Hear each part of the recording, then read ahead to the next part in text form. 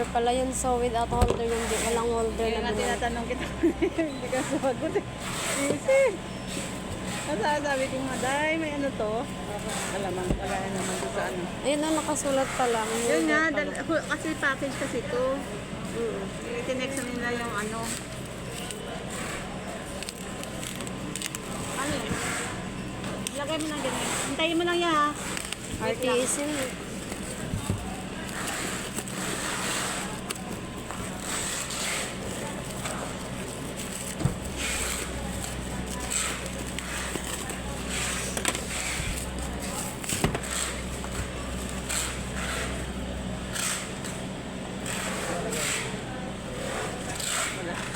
Iikot mo muna yung carton.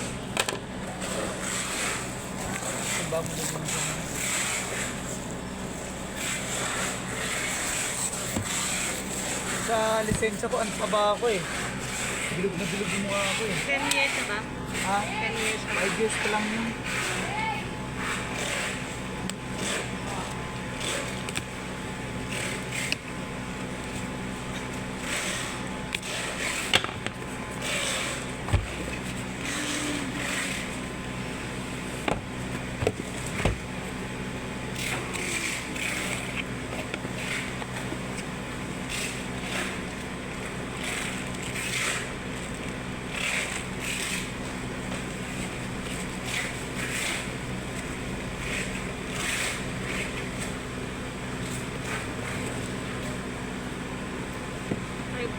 Picture ano.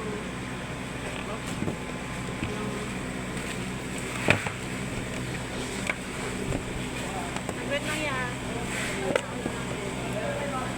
Tanggalin mo muna yung isang pouch. Magkikita sa picture eh. Yung sa pouch oh.